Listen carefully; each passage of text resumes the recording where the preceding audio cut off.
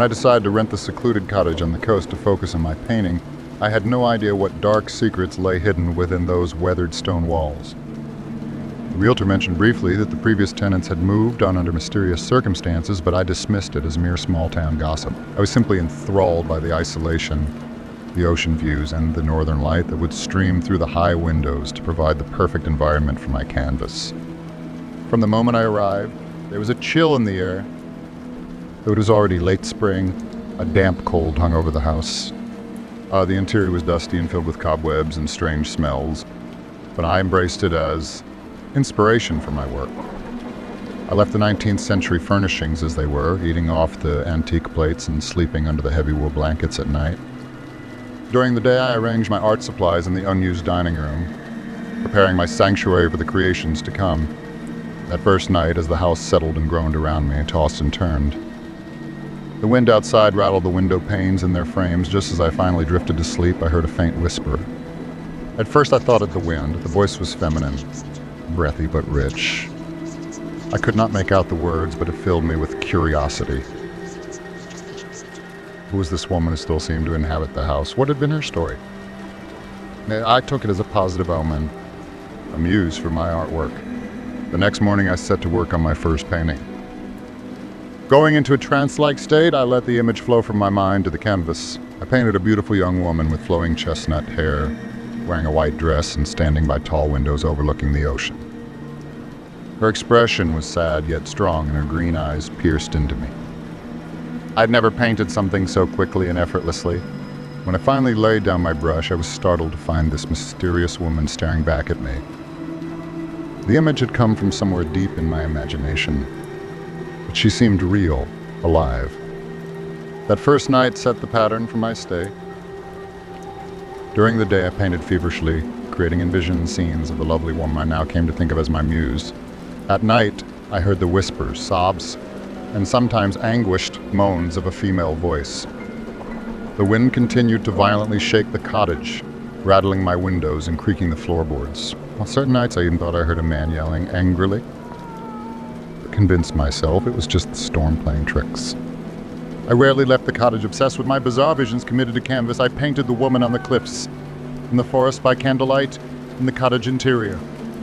My technique became effortless and dreamlike. Image after image poured from me in a flurry of artistic energy I had never experienced before. I began to feel I knew this woman understood her sadness, her secrets, her soul.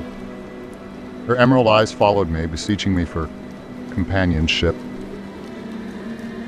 One dreary evening, as I listlessly ate a cold dinner, too exhausted for artistic inspiration, my eyes fell upon a bookshelf in the corner. It was caked in dust, and most of the volumes were mildewed or mouse-eaten. There upon the top shelf sat a pristine leather photo album, untouched by the decay around it, hands trembling from an unnameable dread. I reached for the album and opened it. There she was, the muse of all my paintings and midnight visions.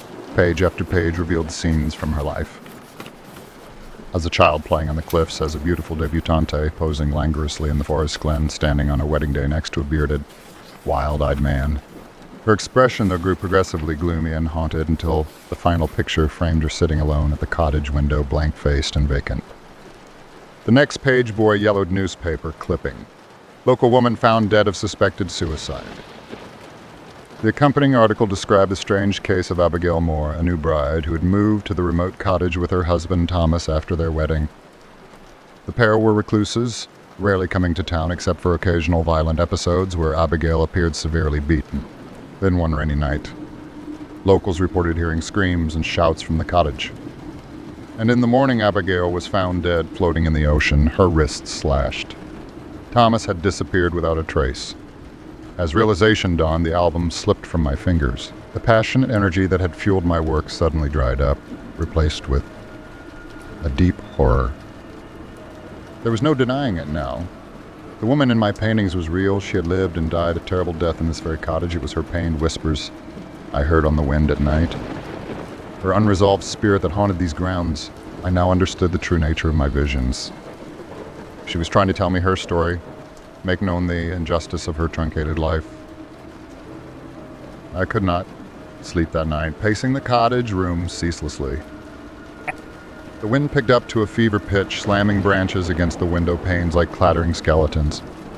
At the stroke of midnight, just as lightning violently split the sky, I heard a blood-curdling scream from somewhere within the cottage. It sounded like a woman in absolute mortal terror. I ransacked the house wildly, overturning furniture and tearing artwork from the walls until I arrived panting in the dining room. My muse was there, cowering in the corner, sobbing quietly. She slowly looked up and met my gaze. Recognition lit her emerald eyes that now clearly conveyed a pleading desperation.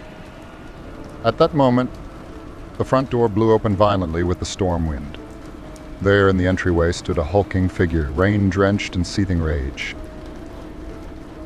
Lightning flashes illuminated his wild beard and glowing eyes. He staggered towards us, wielding a rope. My muse let out another whirly screech, and suddenly I saw blood.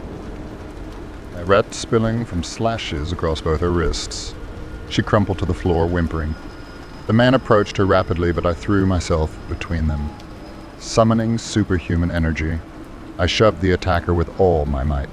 He stumbled backwards, shock etched on his face, before the dark figure dissipated into mist before my eyes.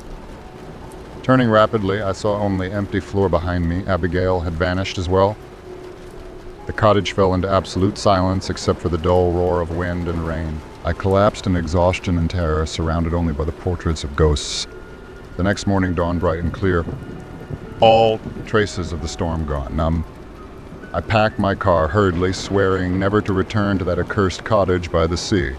As I drove away, I glanced back one last time at the windows where I imagined Abigail Moore sitting trapped in her eternal grief, waiting for someone to hear her story. The emerald eyes of my muse would haunt me no more, but her memory lived on in the paintings I could never again look upon.